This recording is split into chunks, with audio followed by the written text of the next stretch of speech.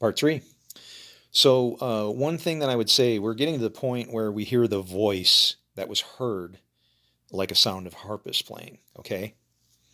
There's a little bit of a problem with that because the voice was described as sounding like the roar of many waters, like white noise, but very loud white noise, and the sound of loud thunder. So it's like, I mean, it's just, you know, how that doesn't really, when you think about it, doesn't sound very good.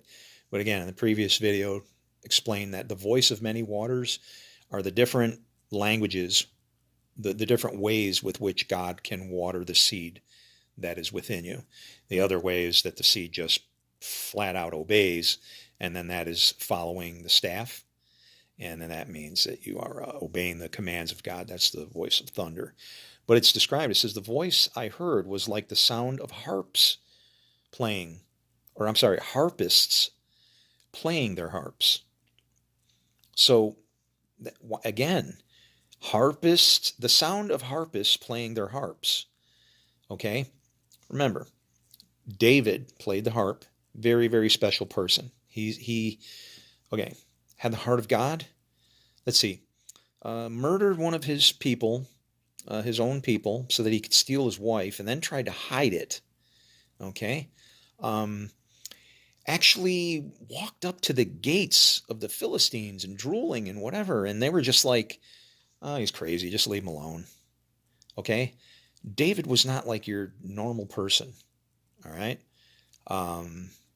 very strange, over the top.